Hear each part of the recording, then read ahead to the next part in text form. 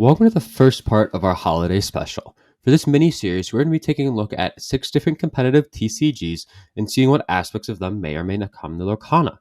For the first episode, we're going to take a look at Pokemon, and as we always say, everyone, take it away. So here we have the Pokemon episode of our holiday special, and for each game that we're going to cover for this series, there's going to be one of us manning the cannon, so to say, and leading the episode because we're most experienced in said game. Now, I'm most experienced in Pokemon. That's been my game of choice for the past 5, 6 years that I played it. And so when I think of Pokemon coming to Lorcana, uh, the basic breakdown of it is there's turn by turn gameplay. So I take my turn, you take your turn, we go back and forth. Whoever can knock out the opponent's Pokemon first and take 6 prize card wins. Uh, Attacking each other's Pokemon, like I said, we're not attacking the player's like mana pool or resources or stuff like that. It's literally we're just attacking the other opponent's active Pokemon. And you also have a bench with other Pokemon to attack. And where I think that could come into play is maybe like we have one active character that could be there. I don't necessarily think that's going to be the case. I think there's going to be like we're going to be able to have multiple characters active doing different things. Uh, so that is like how the game is played.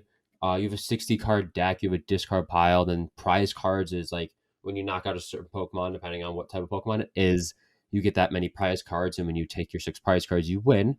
Uh, so maybe we do see something like prize cards. I don't think with what we've seen that's going to be the case, though. I think we're going to have to do something else to win the game, but there could also be something that comes like that to the game. Pokemon has stuff called item supporters and energy cards, and I think, like I've said before in other podcasts and just other areas of this game, talking about it, is I think we will see like non-colored cards, like a white cards that are don't have any ink with them, but they can be played in any deck. And I think that's going to be vital to the game, the giving cards that can go and mix in between other decks. Because if you don't have those, then it may be harder to build decks because you're going to have a huge set of enough cards to be able to build a whole deck with like a single color if you wanted to do that. And so I think having those white cards makes it a lot easier to one, make a set, but also be able to build decks and give more creativity. And then as for like the competitive side of like Lorcana or not Lorcana of Pokemon, they have right now locals, regionals, internationals, and worlds. Locals, like we've said in many other episodes, uh, that's just going to your local game store and playing in league every week or doing events that they have. But then you have regionals, which is just more a US thing where like there's 50, maybe 10 to 15 regionals and they're just tournaments set up around the country. And I know other countries do have them, but not as much. And then internationals, there's 4 of them. And basically each hemisphere, there's a US, there's a Latin America, there's one near Australia, that area, and then there's Europe. So they have those, which I think would be pretty cool to bring Lorcana, just to be able to give people a chance to travel. Because that's like without Worlds, that's the best of the best coming to play.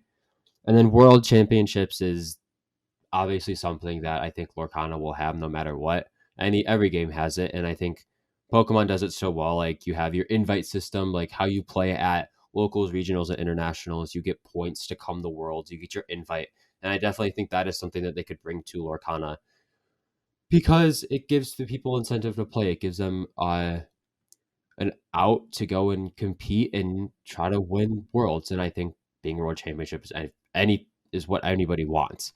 And so I think Pokemon has a lot to come to the game, and I definitely think we could see a lot of it come. But I want to know, what do you guys think about like all what Pokemon does? What could that bring to the game?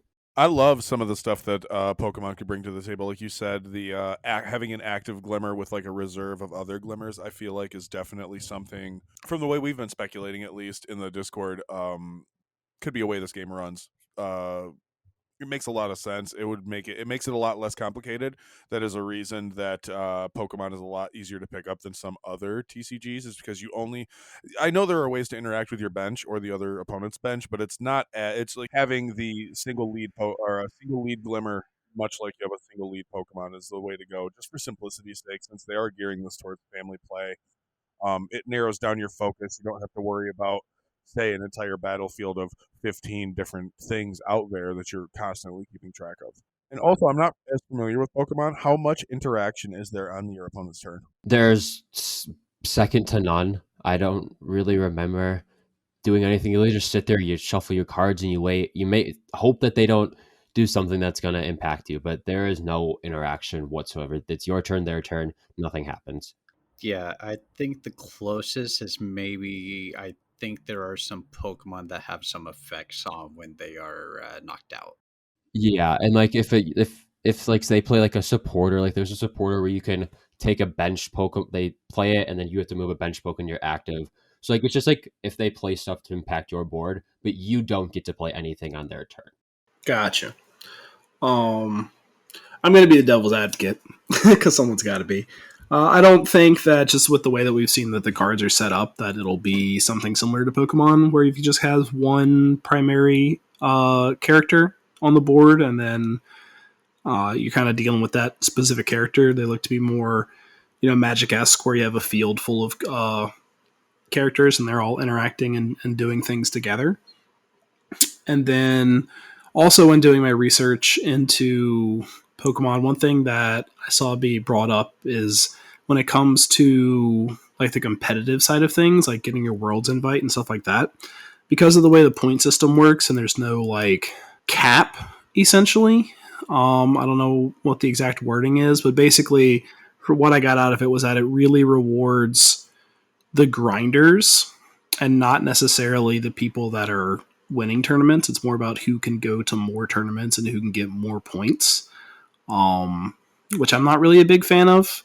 I want my worlds to be populated by the best, not with the people that have the most free time and resources to go to as many tournaments as possible. But those are the only criticisms I've seen about Pokemon.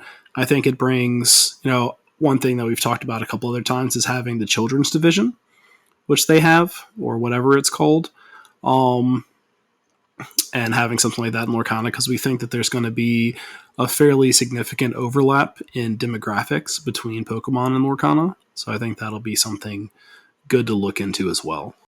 On the topic of the gameplay, I do like the idea of having the items and supporter type cards being classless or colorless, so to say, and just being able to have a set of cards that are able to be put in different decks.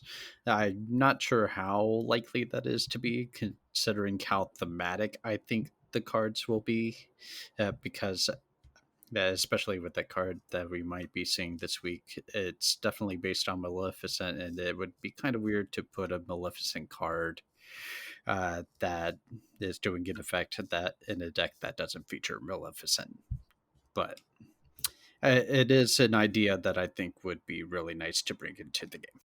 Yeah, I think having some cards that are like that, kind of like, I look at it more from a Magic perspective. We'll talk about, in the future of, having artifacts that you can throw into any deck. That doesn't really matter, but the majority of your deck and spells and songs or whatever they're called in this game are going to be, defined by the ink types that they're used. So that's kind of what defines your decks, especially since we're limited to only 2. So that's what we all have for Pokemon. We are excited to cover the next 5 games, and we hope you guys are ready as we are. Well, that about wraps it up for the first part of our series. We have 5 more written and ready to be listened to over the course of the next week and a half. Our next game topic is Magic the Gathering, which releases tomorrow. We hope you enjoyed this episode and be ready for the next one. Thanks, and Glimmer on.